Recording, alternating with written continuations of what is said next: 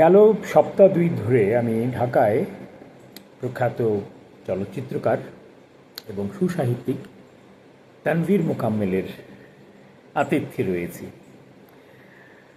তানভীর মোকাম্মেলের সঙ্গে আমার পরিচয় প্রায় 4 দশকেরও বেশি সময় ধরে। সেই তার প্রথম ছবি হুলিয়াতে ছোট্ট একটি চরিত্রে অভিনয় করার সুবাদে 1982 সাল থেকে, সেই সুবাদে এখন প্রায় 44 বছর। তো ঢাকায় এলে আমি সাধারণত তাঁরই আশ্রিত হিসাবে কটা দিন কাটিয়ে যাই, কারণ তার বাড়ির পরিবেশ, চারদিক বইয়ে ভরা, বারান্দা থেকে সামনে ধানমন্ডি লেক, গাছ, গাছে পাখিদের কলকাকলি এবং তার অফুরন্ত গল্পের ভাণ্ডার, সব মিলিয়ে বেশ একটা উৎসব এবং আনন্দময় সময় কাটে। তো আমি তার আজকে সকালে উঠে তার বইয়ের সংগ্রহ দেখছিলাম, বিচিত্র বইয়ের সংগ্রহ। চলচ্চিত্র বিষয়ক বইয়ের তো একেবারেই আমার মনে হয় না কোনো বই যে তার সংগ্রহে নেই সেটা ভাবার কোনো কারণ নেই। প্রায় সমস্ত বই আমি লক্ষ্য করেছি, বাংলা, ইংরেজি, দেশি বিদেশি সব রকম বই তার সংগ্রহ রয়েছে, কিন্তু পাশাপাশি সাহিত্যে সংগ্রহটিও তার বেশ সমৃদ্ধ এবং সংখ্যার দিক থেকেও একেবারেই ফেলনা নয়। প্রচুর বই, সহস্রাধিক বই তো হবেই, সব ঘরেই একটি দুটো করে বুকশেলফ রয়েছে। আর আমরা জানি যে তানভীর মোকাম্মেল যেমন সুসাহিত্যিক এবং সুপাঠকও বটে, এবং তার লেখার মধ্যে তার সেই গভীর পঠন পাঠনের প্রতিফলন আমরা দেখতে পাই। বিশেষ করে তার রসবোধ, তার পদ্যের প্রসাদ গুণ, তার বিচিত্র তথ্যের উল্লেখ, সব মিলিয়ে বোঝাই যায় যে তিনি একজন অত্যন্ত মনোযোগী এবং বলা যেতে পারে সুগভীর পাঠক। তার পঠন পাঠনের গভীরতা অনেক দূর। যাই হোক, তো আজকে তার বুকশেলফ থেকে হঠাৎ করে একটু বই পেলাম। বইটি সবাই মোটামুটি বাঙালি যারা সচেতন পাঠক রয়েছেন, সাহিত্য তারা সবাই বইটির কথা জানেন, তার চেয়েও বেশি জানেন তার লেখকের কথা। কারণ তিনি একদিকে যেমন বিখ্যাত, আরেকদিকে বিতর্কিত, এবং সেটি তার নিজেরই কারণে।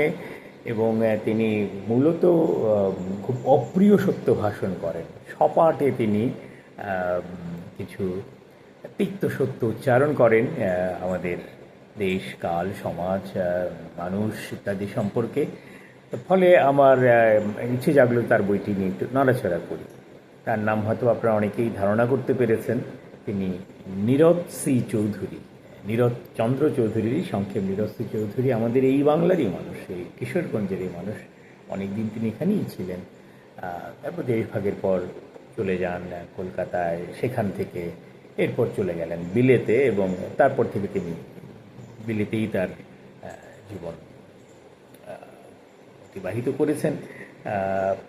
এবং লেখালেখি তিনি মূলত ইংরেজিতেই লিখতেন। আসলে তার ইংরেজ প্রেম সাংঘাতিক রকম তীব্র ছিল। তার সেই প্রথম বই autobiography of an unknown Indian তো একেবারে তুলকালাম সাড়া ফেলে দিয়েছিল, 50-এর দশকে বেরিয়েছিল। এবং তার সম্পর্কে অনেক ইংরেজও তার ইংরেজি সম্পর্কে প্রচুর সুখ্যাতি করেছেন। এরপর তারই একটি দ্বিতীয় খণ্ডও তিনি রচনা করেছেন, বেশ সুবৃহৎ খণ্ড, দাই হ্যান্ড গ্রেট অ্যানার্ক, শেক্সপিয়ারের কোনো একটি নাটকের উদ্ধৃতি।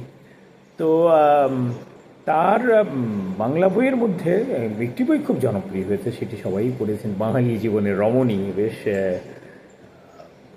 রসালো বই, মানে সাদগুণ সম্পন্ন, এবং তার তীব্র কৌতুক, শ্লেষ, ব্যঙ্গ ইত্যাদিতে পরিপূর্ণ একটি অত্যন্ত মূল্যবান এবং সুখপাঠ্য গ্রন্থ। তো তার পরে বেশ কিছুদিন পরে তিনি আবারও বাংলায় লেখা শুরু করলেন, এবং তার সেই বাংলা বইটির নাম ছিল আত্মঘাতী বাঙালি। এই পাচ্ছেন তার যে তীব্র সমালোচনা মুখর মানুষ, তারই প্রতিফলন এটি। আত্মঘাতী বাঙালি যেমন লিখেছেন তিনি, আত্মঘাতী রবীন্দ্রনাথও লিখেছেন। কজনের এমন সাহস এবং আমি বলবো স্পষ্ট সত্য ভাষণের বা অপ্রিয় সত্য উচ্চারণের সাহস আছে, এমন যে একেবারে রবীন্দ্রনাথকে পর্যন্ত তিনি ছাড় দিচ্ছেন না, তাকে আত্মঘাতী বলে অভিহিত করছেন। তো সেই নিরস্ত্রী চৌধুরীরই আত্মঘাতী বাঙালি বইটি আমার হাতে পড়েছে। পরে একটু নাড়াচাড়া করছিলাম, বেশ ভালো লাগছিল। তো মনে হলো যেন ঠিক আছে, আমার আজকের যে ভিডিও গ্রন্থালাপ সেখানে বরং আমি এই বইটি থেকেই কিছু অংশ পাঠ করি এবং নিরস্ত্রী চৌধুরী সম্পর্কে কিছু বাক্য ব্যয় করি। তো বইটির পড়ার আগে আমি নিরস্ত্রী চৌধুরীর একটি ছোট্ট জীবনী রয়েছে বইয়ের শেষে, আমি সেটিও পড়ে শোনাই। যারা নতুন পাঠক বা তার সম্পর্কে অতটা অবহিত নন তারা তাকে জানতে পারবেন। নীরজচন্দ্র চৌধুরী 1897 সালের 23শে নভেম্বর পূর্ববঙ্গের অধুনা বাংলাদেশের কিশোরগঞ্জ নামের একটি মহকুমা শহরে মধ্যবিত্ত পরিবারে জন্মগ্রহণ করেন। ব্রাহ্ম ঘেঁষা শিক্ষিত উদার মনোভাব সম্পন্ন পারিবারিক আবেষ্টনীতে নীরদবাবু বড় হয়ে ওঠে। এই পারিবারিক পরিবেশ তাঁর মুক্ত ও স্বচ্ছ দৃষ্টিভঙ্গি এবং অকপট সত্য ভাষণের সকল শক্তির উৎস। অর্থোপার্জনের জন্য অথবা যশের আকাঙ্ক্ষায় নীরদবাবু কখনও আত্মসত্তাকে ক্ষুণ্ণ হতে দেননি। ইতিহাস, সমাজ, রাজনীতি, সমরনীতি, ভূগোল, সঙ্গীত বিভিন্ন বিষয়ে তার মতো অগাধ জ্ঞান ও এই সকল বিষয়ে তার লেখনীর অনায়াস বিচরণশীলতা এবং এই সঙ্গে তার মতো অসাধারণ পর্যবেক্ষণ ক্ষমতা বর্তমানকালের সমাজবিদ ও চিন্তানায়কদের মধ্যে দুর্লভ। তিনি শনিবারের চিঠির প্রথম যুগের লেখকদের অন্যতম হলেও তার প্রথম বই কিন্তু ইংরেজি ভাষায় লিখিত, যেটা আমি আগেই বলেছি, the autobiography an unknown Indian. এটি 1951 সালে প্রকাশিত হয়। নীরদবাবুর ইংরেজি ভাষায় পারঙ্গমতা বর্তমানে প্রবাদ তুল্য খ্যাতি লাভ করেছে। নীরদবাবুর এক সংবর্ধনা সভায় এক ভারতীয় বক্তা তার প্রসঙ্গে বলেন, তাঁর মতো ইংরেজি ভাষায় দক্ষতা অনেক ভারতীয়র নেই। সবাই উপস্থিত এক বিশিষ্ট ইংরেজ রাজপুরুষ প্রতিবাদ জানিয়ে বলেন, বক্তার কথা একটু ভুল আছে। নীরদবাবুর মতো ইংরেজি লেখার ক্ষমতা শুধু ভারতীয় নয়, ইংরেজদের মধ্যেও দুর্লভ। 1970 সাল থেকে নীরদবাবু সস্ত্রীক ইংল্যান্ডবাসী, অক্সফোর্ডে বাস করেন। নীরদবাবুর প্রথম বাংলা গ্রন্থ বাঙালি জীবনের রমণী 1968 সালে প্রকাশিত হয়। আত্মঘাতী বাঙালি তার দ্বিতীয় বাংলা গ্রন্থ। তো এর ভূমিকা থেকেই পাঠ করা যেতে পারে কিঞ্চিত। তবে তার আগে তিনি এর একটি যে ছোট্ট মুখবন্ধ বা পুস্তক পরিচিতি লিখেছেন ফ্ল্যাপে, সেটিও পরিবেশ মূল্যবান কথা রয়েছে এখানে। তিনি বলছেন, প্রাকৃতিক নিয়মে কোনো ব্যক্তি বা জাতি নিশ্চিহ্ন হলে তা নিয়ে অনুশোচনা থাকে না। অনুশোচনা তখন যখন আত্মহত্যায় অকাল মৃত্যু ঘটে। স্বাধীনতা লাভের প্রায় এক যুগ আগে থেকেই লেখক বাঙালি জাতির এই আত্মহননের মনোভাব উপলব্ধি করেন। 1935 সনে ভারত শাসনের যে নতুন আইন তার 2 বছর পরে প্রবর্তিত হয়, সেটাই যে হিন্দু বাঙালির মৃত্যুদণ্ড সে বিষয়ে প্রকৃত ধারণা বাঙালির আজ পর্যন্ত হয়নি। আসলে তখন থেকেই বাঙালি জীবনের ক্ষয় বেড়ে চলল। লেখক তাঁর আত্মঘাতী বাঙালি গ্রন্থে এই কথাই বলতে চেয়েছেন। তবে এই সঙ্গে আশার কথাও শুনিয়েছেন, বাঙালি জাতির জন্ম অতীতে 2 বার হয়েছে, আবারও হতে পারে। সেই আশাতেই তিনি এই গ্রন্থে বিবৃত করেছেন বাঙালির জাতীয় যৌবনের পরিচয়। নিজের কোনো দার্শনিক তত্ত্ব তিনি চাপাননি এখানে। এই গ্রন্থে যা আছে তা হলো সত্যকার ঘটনা, সত্যকার চিন্তা ও কর্ম এবং সত্যকার ইচ্ছা আকাঙ্ক্ষার বর্ণনা। শুরুতে যে গ্রন্থকারের নিবেদন সেটিও আমরা এক ঝলক দেখে নিতে পারি।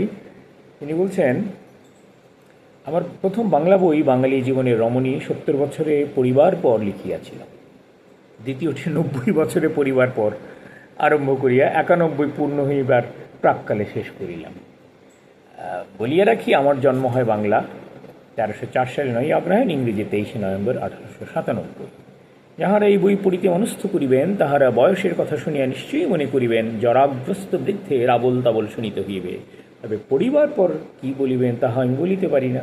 নিজের দিক হইতে এইটুকুই জানাইব যে বইখানা লিখিবার জন্য আমি যজাতির মতো নিজের জরা পুত্রদের ঘাড়ে চাপাই নাই। শঙ্করাচার্যের মতো সন্ন্যাসী দেহ ছাড়িয়া যুবক রাজার দেহ প্রবেশ করি নাই।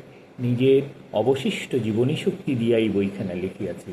যে জাতীয় জীবনের অবসানের কথাই বই লিখিয়াছি, উহার স্মৃতিই আমাকে বইটি লিখিবার শক্তি দিয়াছে। আমার শেষ লেখা ইংরেজি বইও গত বছর প্রকাশিত হইয়াছে। উহাতে সমগ্র পৃথিবীর ইতিহাসে একটা বিশিষ্ট অবনতির কাহিনী লিখিয়াছি। বাংলা বইটার বিষয় তাহারই অন্তর্ভুক্ত।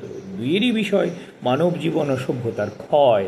তবে একটা কাহিনী জগৎব্যাপী, আর একটা বাংলাদেশের মধ্যে আবদ্ধ। কিন্তু ক্ষুদ্রতর বলিয়া এই বাঙালি জীবন তুচ্ছ ছিল না। পৃথিবীর ইতিহাসে বাঙালির স্থান থাকিবে সেই লুপ্ত জীবনের উৎকর্ষের জন্য। অসাধারণ একটি উচ্চারণ। আহ, সময়ও অনেকটু গড়িয়ে গেছে, আমি বরং তার শুরুর থেকে পৃষ্ঠাখানিক পাঠ করেই আমার আজকের নিবেদন ইতি টানব। গ্রন্থের এই ভাগে বাঙালির জাতীয় যৌবনে সংক্ষিপ্ত পরিচয় দিব। বাঙালির জাতীয় আত্মহত্যা অকাল মৃত্যু। প্রাকৃতিক নিয়মে উহা ঘটিবার কোনো কারণ ছিল না, সুতরাং শুধু এই কারণেই উহা শোচনীয়। তাহার উপর যদি সেই যৌবন ধর্মের রূপ কী ছিল তাহার সন্ধান লওয়া যায়, তাহলে ব্যাপারটা আরও মর্মান্তিক মনে হইবে। তাই যে কাহিনী আমি লিখিতে চাহিতেছি তাহার ভূমিকা হিসেবে অতীত জীবনের কথা বলিতে চাই। যে বাঙালির মধ্যে সেই যৌবনের ভরা জোয়ার দেখা গিয়েছিল তিনি যুবক রবীন্দ্রনাথ। সে যুগেও তাঁহার জীবনের জোয়ার ও সমসাময়িক সাধারণ বাঙালির জীবনের জোয়ারের মধ্যে বেশ তফাৎ ছিল। উপমা হিসাবে কলিকাতার গঙ্গায় জোয়ার ও কালীঘাটের আদিগঙ্গায় জোয়ারের উল্লেখ করিব। অবশ্য মনে রাখিতে হইবে যে আদিগঙ্গায় জোয়ার কলকাতায় বড় গঙ্গার জোয়ার হইতেই আসে, তেমনি রবীন্দ্রনাথের জীবনে জোয়ার হইতেই তাহার সমসাময়িক বাঙালির জীবনে জোয়ার আসিয়াছে। রবীন্দ্রনাথ নিজের জীবনে জোয়ার অনুভব করিয়া বাঙালির ভবিষ্যতের কথা ভাবিয়া বাংলা 1302 সালের 2রা ফাল্গুন তারিখে এই কবিতাটি লিখিয়াছিলেন। আজি হতে শতবর্ষ পরে কে তুমি পড়িছ বসি আমার কবিতাখানি কৌতূহল ভরে। আজি হতে শতবর্ষ পরে। আজি নববসন্তের প্রভাতে আনন্দের লেশ মাত্র ভাগ। আজিকার কোনো ফুল বিহঙ্গের কোনো গান, আজিকার কোনো রক্তরাগ। অনুরাগে সিক্ত করি পারিব কি পাঠাইতে তোমাদের করে আজি হতে শতবর্ষ পরে। যে 1400 সালের কথা মনে করিয়া তিনি কয়টি কথা লিখিয়াছিলেন, সেই বৎসর আসিতে মাত্র 5 বৎসর বাকি। 1300 সনের নববসন্তের প্রভাতের বিভা দূরে থাকুক, উহার অস্ত্রের রক্তিমচ্ছটাও আজ বাঙালির জীবনে দেখা যায় না। এমনকি সেই প্রভাতের স্মৃতিও প্রায় লুপ্ত। আশ্চর্যের কথা, এই আজি হতে শতবর্ষ পরে লিখিবার 25 বৎসরের মধ্যেই রবীন্দ্রনাথ নিজের জীবনেই যেন অনুভব করিয়াছিলেন যে সেই বসন্তের অবসান হইয়া গিয়াছে। এই অনুভূতি 1303 ইংরেজি 1916 সনে প্রকাশিত বলাকার একটি অতি সুন্দর কবিতায় প্রকাশ পাইয়াছিল। সেটি এই যে বসন্ত একদিন করেছিল কত কোলাহল, লয়ে দলবল আমার প্রাঙ্গণ তলে কলহাস্য তুলে। দাঁড়িম্বে পলাশ গুচ্ছে কাঞ্চনে পারুলে, নবীন পল্লবে বনে বনে বিহ্বল করিয়াছিল রক্তিম চন্দনে। তাহার কি হইল? রবীন্দ্রনাথ লিখিলেন, সে আজ নিঃশব্দে আসে আমার নির্জনে, অনিমেষে নিস্তব্ধ বসিয়া থাকে নিভৃত ঘরের প্রান্ত দেশে, শ্যামশ্রী মূর্ছিত হয়ে নীলিমায় মরিছে যেখানে। সেই নিস্তব্ধ সকরুণ অপরাহ্ন আর নাই। বাঙালির জীবনের যৌবনের প্রভাতের কথা দূরে থাকুক, উহার সন্ধ্যার কথাও কেহ বলে না। শুধু উহাই আত্মঘাতী হইবার একটা লক্ষণ। আজি হতে শতবর্ষ পরে কবিতাটি লিখিত হইবার 3 বৎসরের মধ্যে আমার জন্ম হইয়াছিল। সুতরাং আমি সেই জীবনের মধ্যেই সায়াহ্ন পর্যন্ত, সেই জীবনের মধ্যাহ্ন হইতে সায়াহ্ন পর্যন্ত দেখিয়াছি। তাই উহার অবসানের কাহিনী আমি প্রত্যক্ষ অভিজ্ঞতা হইতে লিখিতে পারিব। অনেক দূর লেখা, আমি ছোট্ট একটি স্তবক পড়ি আমার আজকে পাঠের শেষ করছি। 19বিংশ শতাব্দীর প্রথম দিক হইতে বাঙালির জীবনে একটা পরিবর্তন আরম্ভ হয়। উহা ইংরেজির সহিত সংস্রব ও আংশিকভাবে ইংরেজি ভাষা জানার পর। গোড়ায় এই পরিবর্তনটা প্রায় সম্পূর্ণরূপেই শুধু আচার ব্যবহারে দেখা গিয়াছিল। ক্রমে উহা মনোজগতে পৌঁছিল, সেটা ইংরেজি সাহিত্য পড়ার ফল। এই সাহিত্যের চর্চা আরম্ভ হয় 1817 সনে হিন্দু কলেজ প্রতিষ্ঠিত হইবার পর।